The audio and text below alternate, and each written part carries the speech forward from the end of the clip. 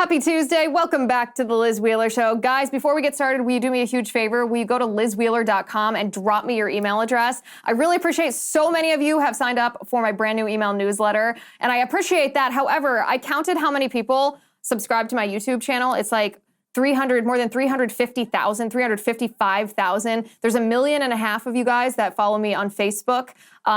250,000 of you follow me on Instagram, and almost 1 million of you follow me on Twitter. So we got to ramp those numbers for the email up. Really cool stuff that we've been doing with our email newsletter. A lot of the breaking news that we talk about in this show, when I first find it, when I first see it, when I'm first reading and researching it, I drop it in the email so you guys can have it at your fingertips the moment after I'm reading it as well. Like Target, for example, all these drip, drip, drip of this Target story, and we've got some of that stuff for you today, like how much Target has lost in stock value and who Target has been giving over $2 million to in pursuit of the transgender ideology. We've dropped that in your inbox this week, so go to lizwheeler.com, drop me that email address. Greatly appreciate it. Greatly, greatly appreciate it. And forward me, if you're already on the list, forward those emails to a family member or a friend who you think would enjoy being part of the Liz Wheeler Show community and everything that we are building together.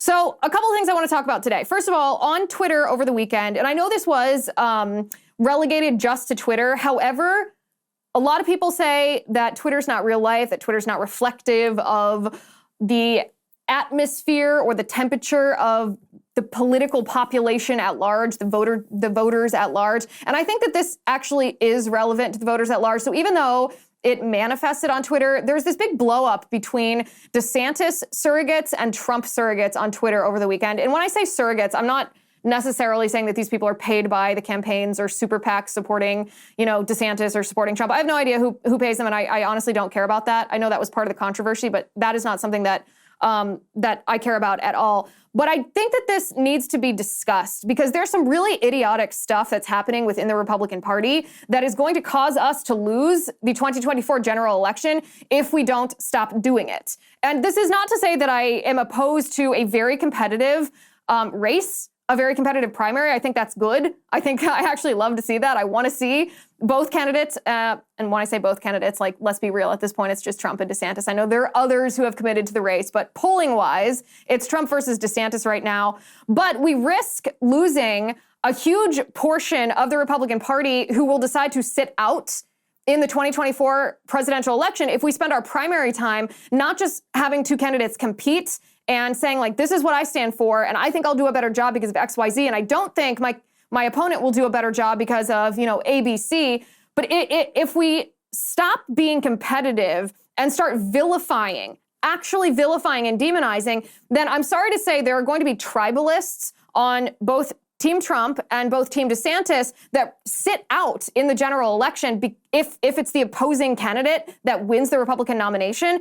And that would cause us to lose in 2024. So we're going to talk about that a little bit and what we should be doing differently to win, because there are some things that if we want any candidate to be able to win, any Republican to be able to win in 2024, we need to do some things now to make that possible, and we're not doing it. So we're going to talk about that. We're also going to talk about the debt ceiling.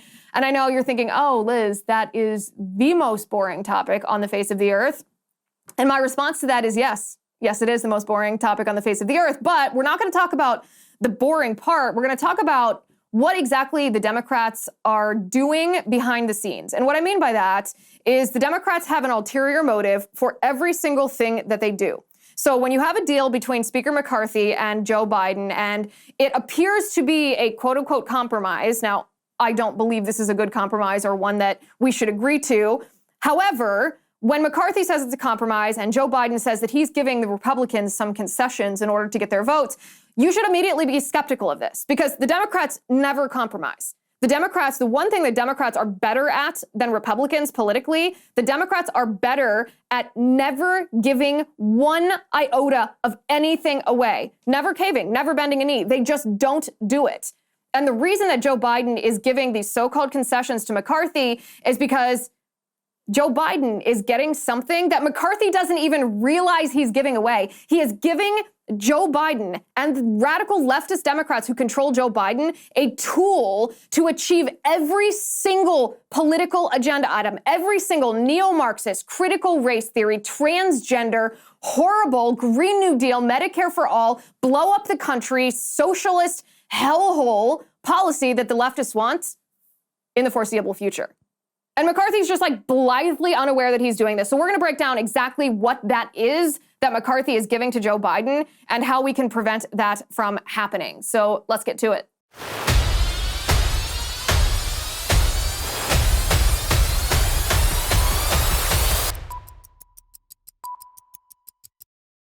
All right, guys, make Father's Day a breeze this year with Grip 6, the gift that every man desires. Say goodbye to the hassle of thinking about belts and wallets because Grip 6 has got you covered. Their belts are infinitely adjustable, ensuring a perfect fit that feels amazing without any unsightly holes, bulky straps, or extra bulk. The wallets are sleek and durable and stylish, featuring an RFID blocking metal exoskeleton for added security. Because you know how hackers sometimes will walk by you with their devices and they're just able to take your credit card number just by being in the vicinity of your credit card? Well, the RFID blocking metal exoskeleton prevents hackers from being able to do that.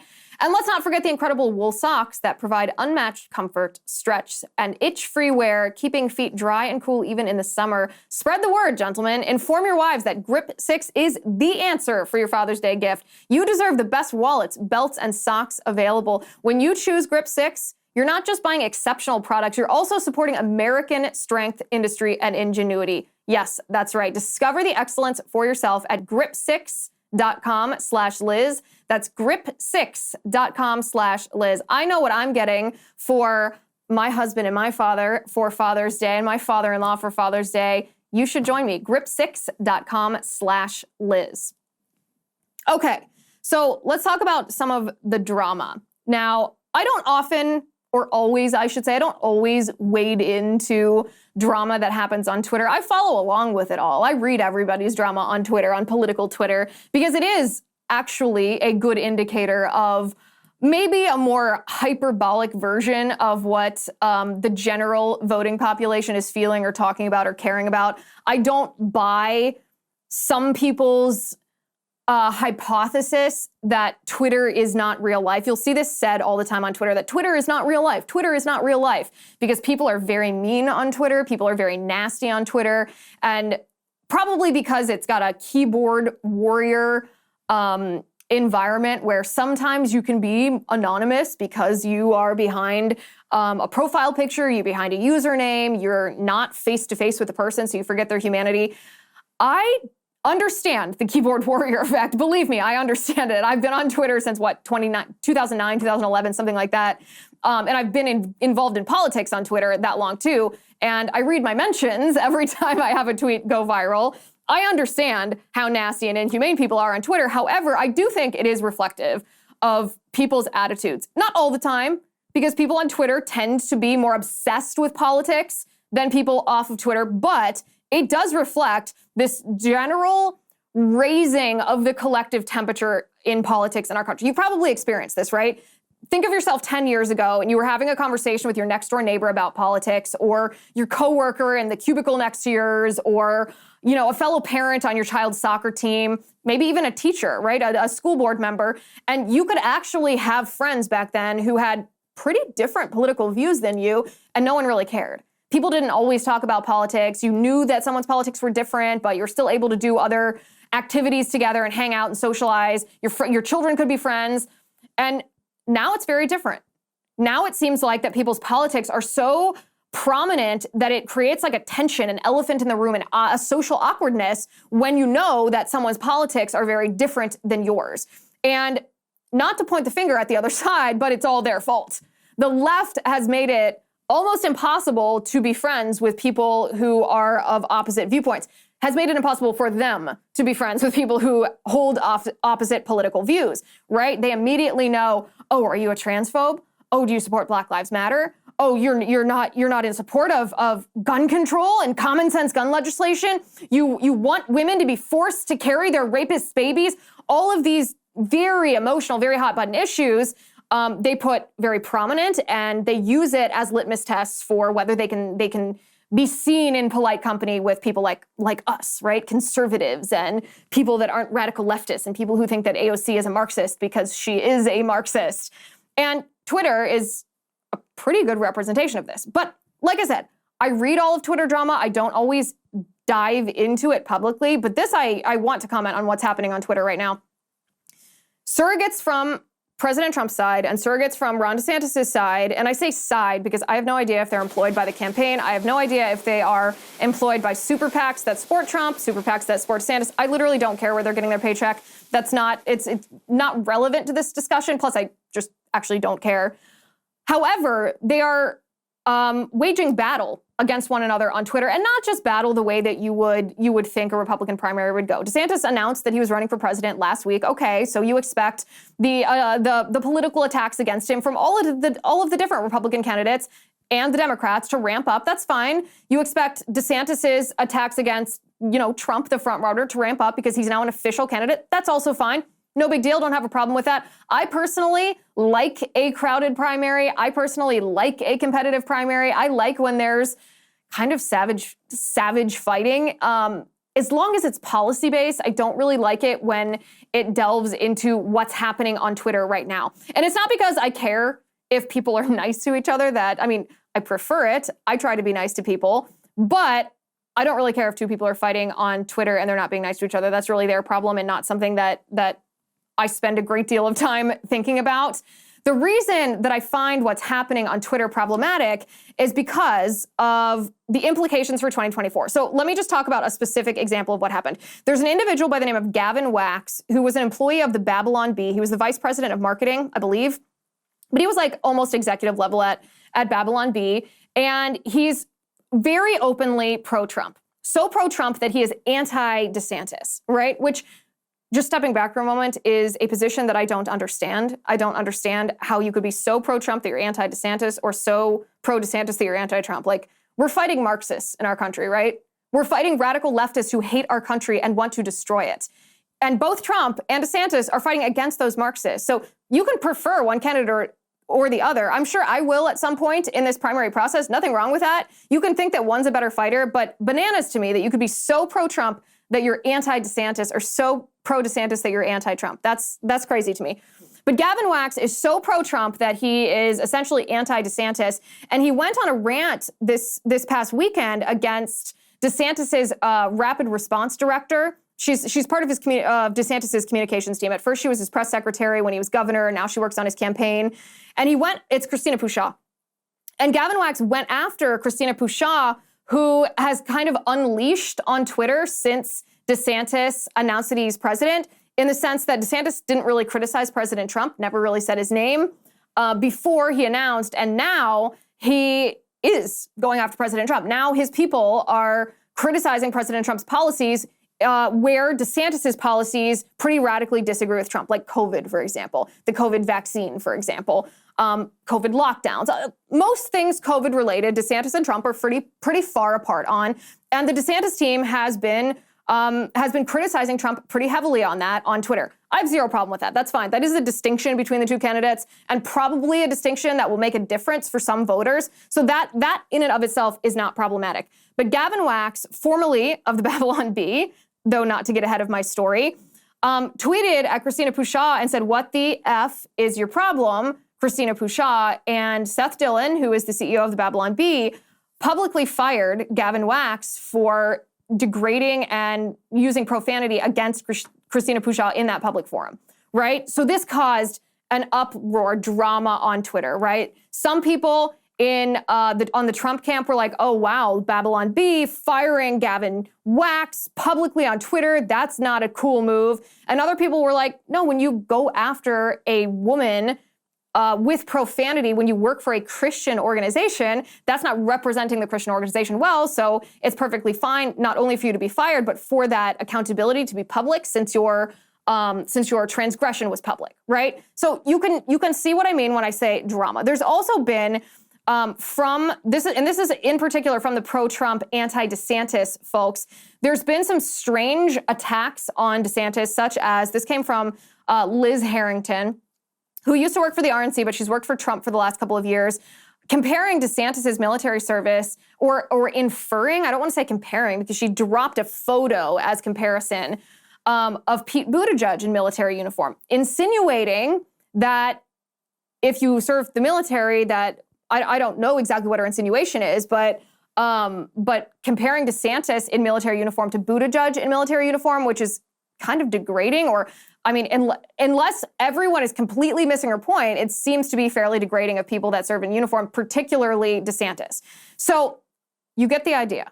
If you're thinking, wow, this sounds a lot like the Mean Girls in a high school, yeah, that's pretty much what it is, but like on 100 times steroids. And ordinarily, I kind of like scroll past this stuff. I see it. I tuck it away in case there's anything that's interesting or useful for the show, and then I just kind of like go on my merry way, research this show, like stick to the policy stuff. But here's the thing: the kind of character assassination and the kind of so pro-Trump that you're anti-DeSantis, or so pro-DeSantis that you're anti-Trump that's going on, that kind of warring that's going on is going to cause us to lose in 2024. And that's why I just can't have any of this. Like, we cannot be doing this. Our party is engaging not just in silly sniping, not just in mudslinging, but we are self-destructing before an election that we cannot afford to lose. And when I say self-destructing, if you are so pro-Trump that you are anti-DeSantis to the point that you are engaging in the type of character assassination where you would compare DeSantis for serving in the military to Pete Buttigieg, then what you're doing is you are communicating to your base that DeSantis is bad, that DeSantis is evil. Not just that DeSantis is an inferior candidate compared to Trump, not just that people should choose to vote for Trump over DeSantis, you're communicating that DeSantis is never someone that you should ever cast a vote for, right? And so obviously the reverse side of that is if you are communicating that you are so pro-DeSantis, that you are anti-Trump, that Trump is a villain, that Trump is as bad as Fauci, that Trump is a fascist or a dictator, then you are communicating to your base that Trump is so bad that you would never feel morally justified voting for him. This is bananas. This is absolutely bananas. And what's going to happen in 2024 is there is going to be a huge contingent of Republicans who don't cast a vote for one of these two candidates based on the character assassination that's happening right now between the two of them. So we are essentially, a year and a half before the election, giving it away to Democrats, in our effort to determine to compete our two candidates against each other? The Republicans are famous for doing a lot of stupid things. Republicans are famous for being in a position where they are winning, or they should win, and like choosing to lose. This is one of those situations. Republicans are choosing to lose. When really, there's some things that if we actually want to compete, whichever of these candidates wins in the Republican primary against Biden in the general next year, there are some things that we need to take care of first, or else it doesn't matter how good of a candidate we have, we are not going to win. We're going to talk about that in just a second. But first, you guys, you have to get 4Patriots survival food. In a startling description, the UN food chief warned the world with these words: "We are knocking on famine's door." He called what we're facing a perfect storm of a perfect storm.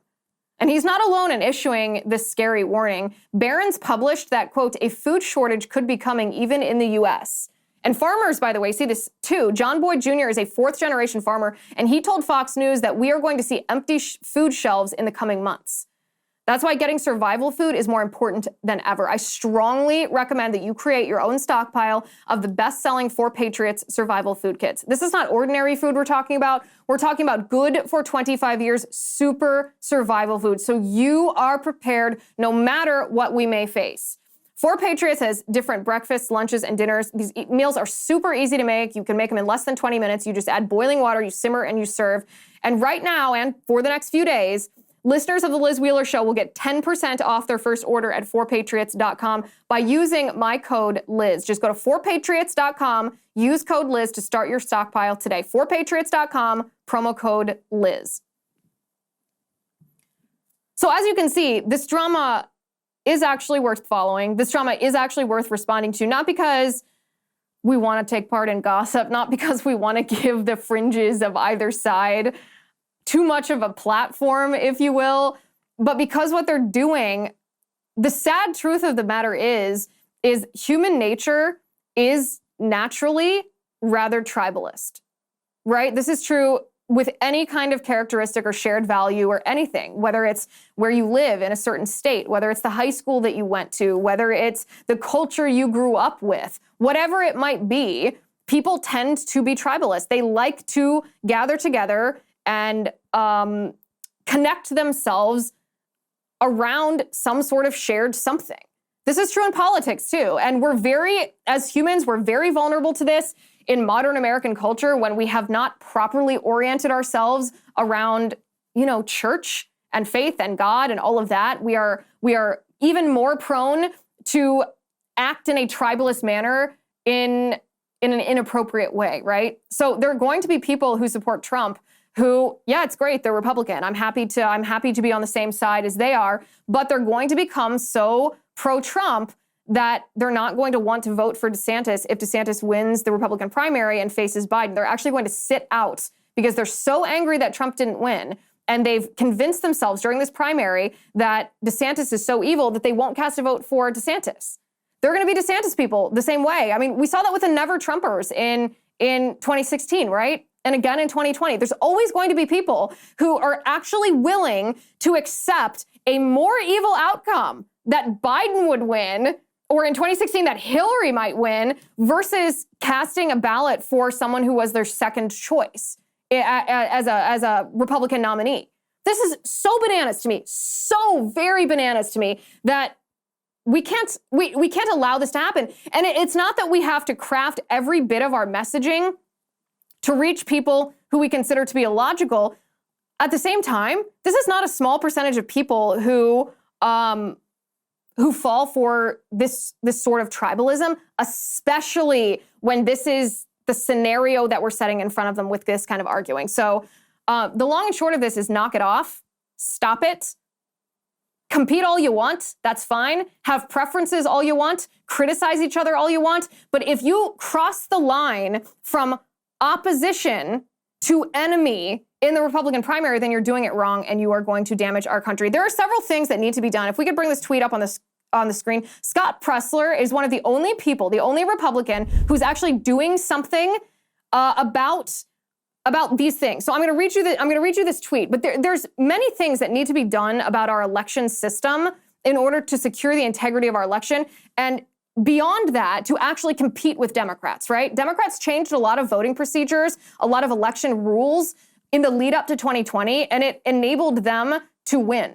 The same thing happened in 2022. We did not compete with them by the new rules that they put in place in 2020. And therefore, regardless of how dissatisfied voters were and are with Biden, we didn't win because the voting structure and the partisan apparatuses, in this case, the Democrat apparatuses that were built to best utilize the voting structure crafted by Democrats, they just outcompeted us. Very few Republicans recognize this, and Republicans who are in a position to do something about it and build an apparatus and compete are certainly not doing anything about it. So enter Scott Pressler. Scott Pressler is just a guy.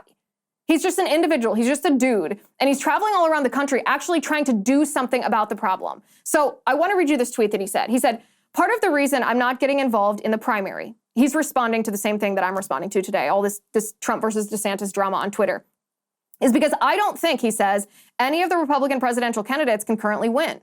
I say this because there is no nationwide voter registration, early voting, and ballot harvesting operations in place to win a general election.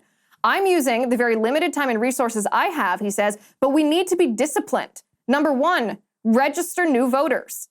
Number 2, sign up voters for mail-in ballots. Number 3, educate conservatives on the value of voting early. Number 4, this year, focus on strategic wins in Kentucky, Louisiana, Mississippi, New Jersey, Pennsylvania, and New Jersey. He said New Jersey twice. Well, it's doubly important. Number 5, convert unaffiliated voters to Republican, especially in closed primary states like Florida, Kentucky, Nevada, Pennsylvania. Number 6, focus on robust early voting programs in Arizona, Georgia, North Carolina, Nevada, Pennsylvania, and Wisconsin. Number 7, build faith coalitions to get religious voters from the pews to the polls. Number 8, engage with the Amish in Indiana, New York, Ohio, Pennsylvania, Virginia, and Wisconsin. Number 9, teach Republicans the rules on where ballot harvesting is legal. Number 10, in states like California, Nevada, and Oregon, set up unofficial drop boxes at churches and gun shops. Number 11, most importantly, use 2023 as a test in preparation for complete implementation in 2024. Are you ready for a fact that's going to blow your minds? The RNC isn't paying Scott Presler a dime. This young man, who has crafted an election strategy to compete with the Democrats, without which we will most certainly lose to the Democrats, no matter who our candidate is, no matter how unhappy the country is with Biden. The RNC has not hired him. No one is funding him. He crowdsources funding. People donate to him so that he can individually go do this state by state, city by city, election by election. He has a plan. He has a strategy. He is competing. And what are Republicans doing on Twitter? Oh, they're fighting. They're sending pictures of Pete Buttigieg in military uniform, comparing Ron DeSantis. They're falsely accusing Ron DeSantis's spokeswoman or rapid response director, whatever her title is, Christina Pushaw, of being a CIA plant, which is stupid, ridiculous, absurd. They're demonizing these two sets of surrogates are demonizing the other one to the point where they're not going to turn out to vote if it's not their number one choice of candidate. They're not going to turn out to vote for their second choice of candidate, even though they're Republican, because of all of this. Meanwhile, Scott Presler, no one's paying attention to what he's doing. No one. No Republican is jumping on board and saying, oh, I understand. This is the strategic way that we defeat the left. And if we don't do this, you can't just compete ideas in a marketplace where that's not what actually causes a candidate, a politician, to win. You have to compete your ideas within the confines of the structure. And we're competing outside the confines of the structure. And so it doesn't matter. It's wasted effort. It's wasted effort. We have some updates on the Target scenario. Our gigantic boycott of Target is having its impact, and we should be very proud of this. They've lost an incredible amount in stock value, as they should, and like I said, we have only just begun. We're going to talk about that in just a second, but first, I want to tell you, I have Cozy Earth sheets on my bed right now. I know I rave about them all the time. In fact, one of the nice things that my husband does for me is whenever I'm on the road traveling for work and I come home, he always has these fresh, nice sheets on the bed for me. And the last time I traveled, which was last week, I came home and they were on my bed. And it's just a really nice thing after you're traveling, you feel gross, to come home and have fresh, nice sheets. And the reason I'm so obsessed with Cozy Earth sheets is because they are temperature regulating. They naturally adjust to whether it's hot outside or cold outside, so you never wake up like sweaty and gross and can't sleep. And they're so luxurious and so soft. And I'm not alone in raving about these sheets. There are literally thousands of customers who have also left 5-star reviews just like mine on their website, like Hallie. Hallie said, honestly, the best sheets we have ever had. Absolutely a dream to slip into each night. Everyone deserves to splurge on these sheets. You will have no regrets. And I obviously couldn't agree more. Cozy Earth also offers a 100-night sleep trial, so you can sleep on it, wash it, try it out. If you're not completely in love, just send it back for a full refund. Right now, you can save 35% on Cozy Earth. Just go to cozyearth.com/Liz35. Be sure to enter my promo code Liz35 at checkout to save up to 35%. That's cozyearth.com/Liz35. Okay, so Target has lost $10 billion in stock value. $10 billion in stock value, which is incredible. This is a good thing. It doesn't mean that we should sit back here and celebrate our victory. It means that we should double down. It means we should not cave to, well, a couple of things. We should not cave to this false idea that Target is pulling their pride displays out of their store because they've listened to consumers. They're not doing that at all. In fact, they're blaming conservatives. They're falsely blaming conservatives, saying that conservatives are being threatening, conservatives are being violent, conservatives are having these aggressive confrontations.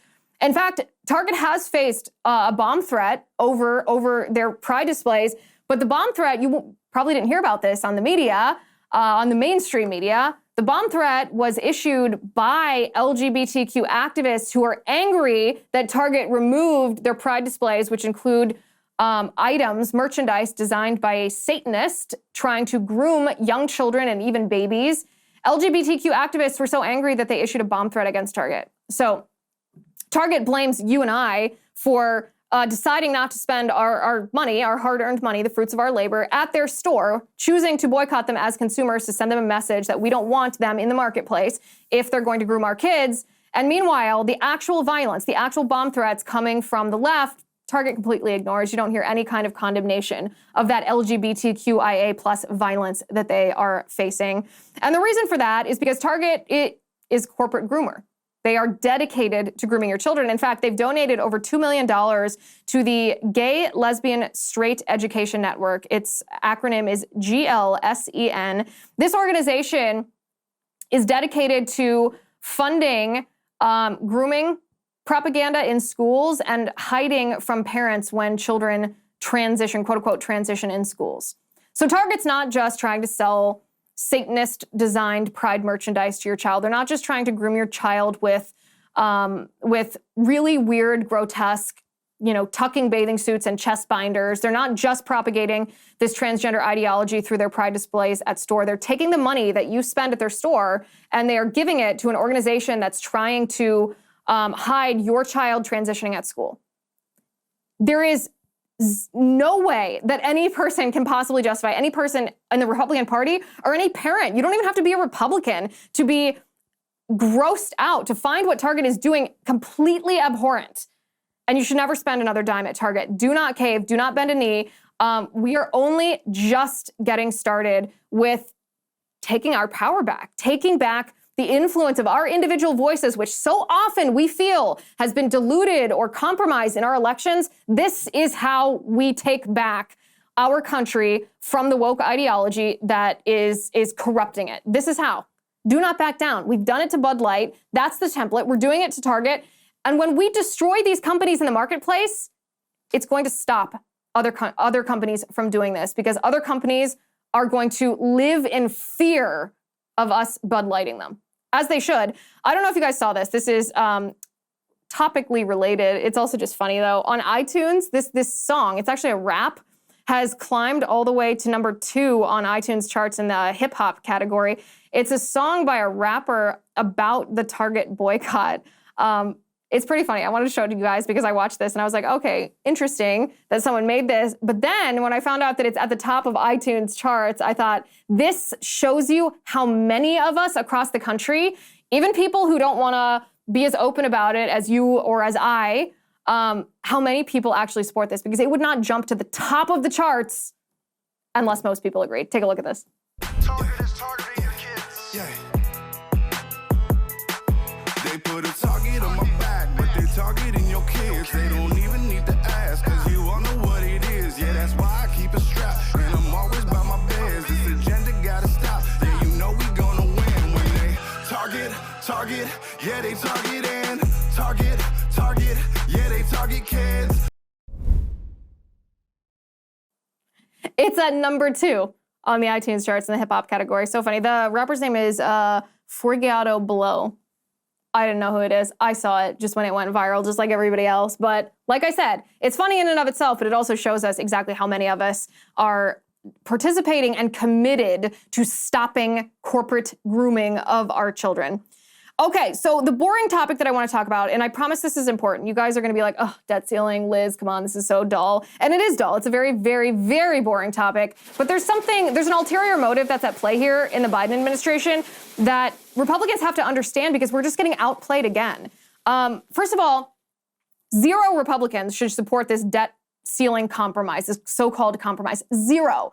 The fact that Speaker McCarthy made this deal shows us exactly why we didn't want McCarthy in the first place. This is exactly why the Freedom Caucus tried to stop McCarthy and held that vote hostage in the way that they did until McCarthy promised to represent the viewpoints of the Freedom Caucus and their constituents when he was Speaker.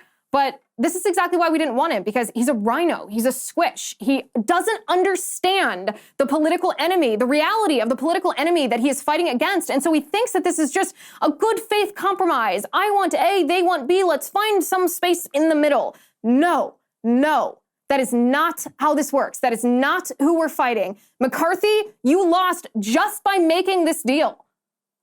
Guys, you as soon as I unpack this a little bit, I want everybody to get on their email, and I want you to send an email to your representative in Congress and tell them in no uncertain terms, vote no on this debt ceiling so-called compromise. It is absolutely wrong, and here's why, okay? Here's why. So we've talked a little bit on this show about modern monetary theory, right? I know it's another boring topic, but it's part of the left's like grand scheme, their grand plan.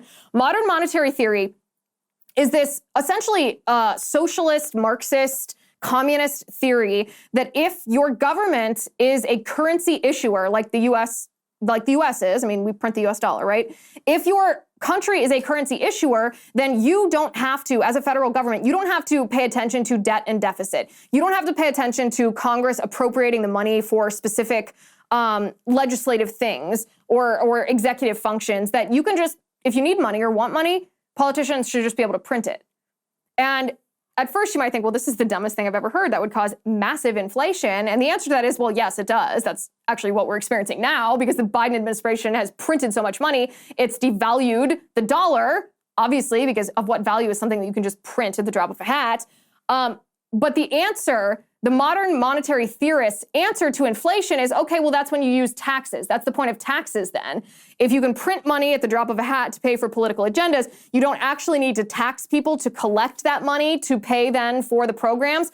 But taxation is just the way that you counter inflation. So if inflation gets really high, then you raise taxes to lower demand so that then there's an abundance of supply and the price goes down, right? It's a super insidious, super evil, well, like I said, communist. It's intended to destroy a free market system. And these modern monetary theorists are inside the Biden administration. And one of the most prominent ones is Stephanie Kelton. We've also talked about Stephanie Kelton on the show before. And she actually is weighing in on this debt ceiling compromise. If we could bring up element 3 on the screen. This is a tweet that Stephanie Kelton sent out about, it says, a reminder of just how stupid we are. Denmark's limit is set so high that it is essentially a formality and will never be crossed. And she posted the picture with it, of course, showing that Denmark and the United States are only 2 countries in the world have debt limits. The United States and Denmark have legal caps on how much money their government can borrow. So her point, of course, is that she doesn't think that our government, the United States government, should have any limit on how much money they can, quote unquote, borrow. She thinks that they should just print it on demand. This is modern monetary theory. And of course, Stephanie Kelton, if you haven't listened to that episode of the Liz Wheeler Show yet, I highly recommend you go back and you look up modern monetary theory, the Liz Wheeler Show, either on YouTube, Rumble, on Apple Podcasts or Spotify, and listen to it. But Stephanie Kelton essentially wrote the book on modern monetary theory. She wrote the book on it. I read it. That's how I know about this. I read her book on modern monetary theory, and she also consulted for the Biden administration. So Joe Biden embraces this because of Stephanie Kelton, who wrote the book on modern monetary theory, a woman who embraces a theory that you should just print all the money that you want, and it doesn't matter if it causes inflation and devalues the dollar, because then you'll just tax people out the wazoo, and that'll bring down demand. That'll decrease demand because people won't have money, and therefore increase supply, and then you'll be fine. Inflation will come back down. This is what's at play here with the debt ceiling, right? This is actually what the left wants. What the left wants is a situation where they don't have to appropriate money for their pet projects. They don't want Congress to have to tax us in order to pay for projects, because then Congress is accountable to us for their projects. They just want to be able to dip their hand in the federal government's pocket, quote unquote pocket, and that way people don't really care as much about what they're spending the money on because it's not the people's money, right? Okay, so now let's get to what this compromise actually is. So now we see what Biden actually wants. Biden wants the ability to quote unquote borrow as much money as he wants, which is just another euphemism for spending, printing and spending as much as he wants. That's the only thing he really wants. He wants his ability to promulgate modern monetary theory he wants that absolutely in its entirety. That's what his goal here is. And McCarthy should sit back and he should understand that. That should be the first thing. McCarthy, before he even entered these negotiations, McCarthy should have said, okay, well, what does Biden want here? Well, Biden doesn't just want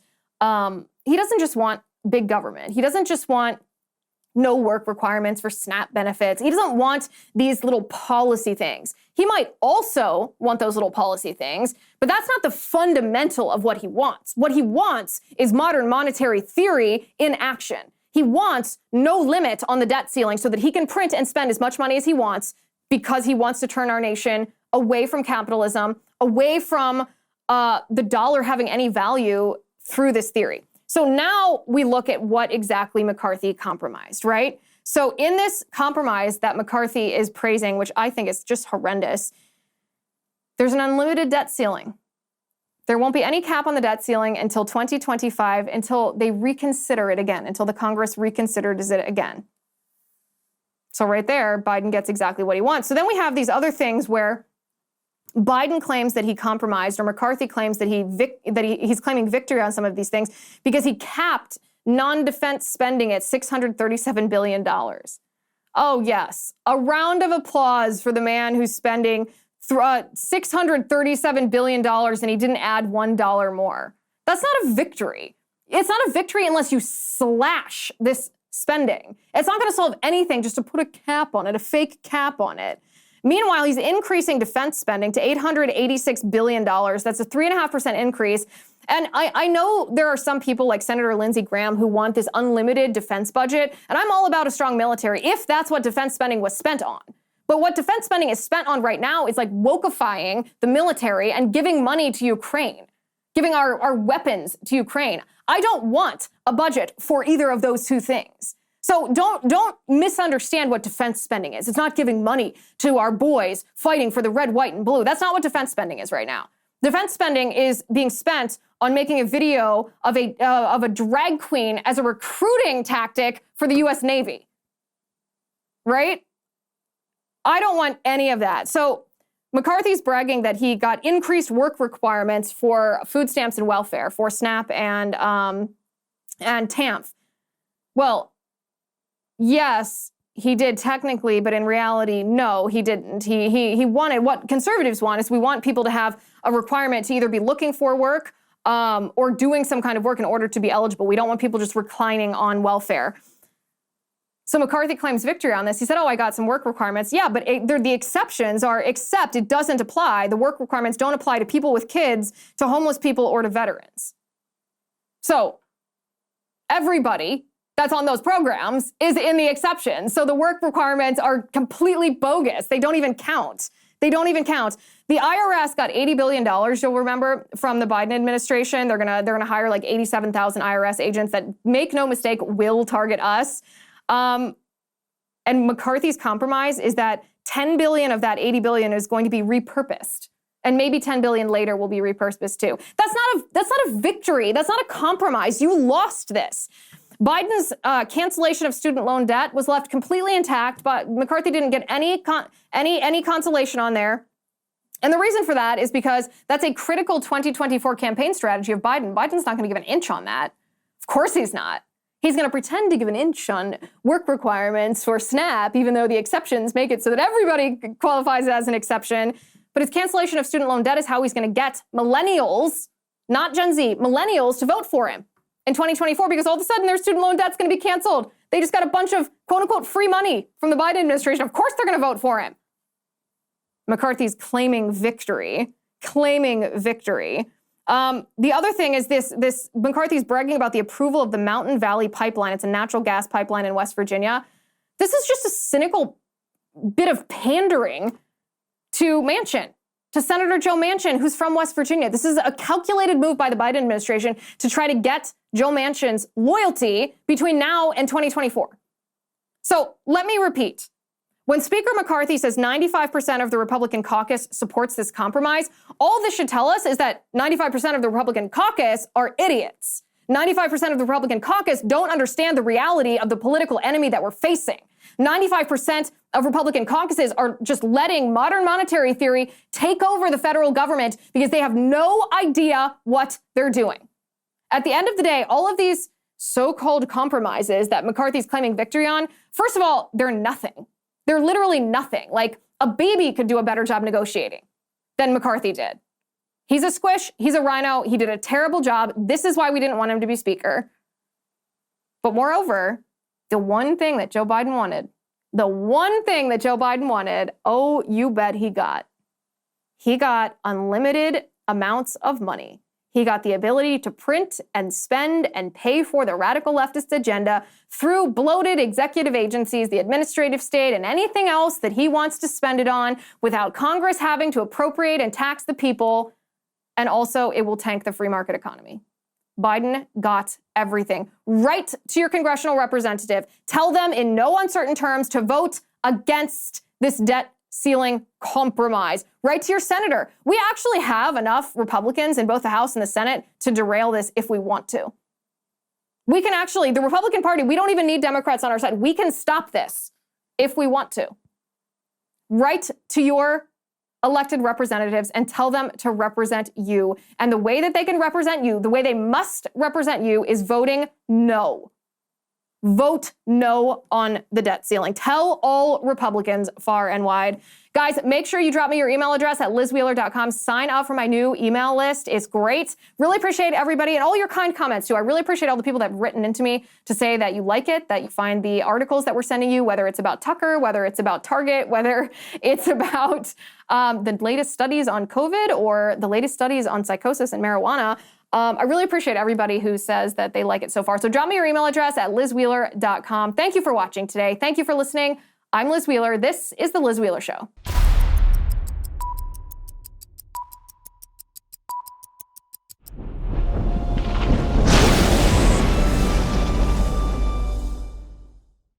If you haven't already, give this video a thumbs up, hit the subscribe button below, and ring the bell to make sure you never miss a video.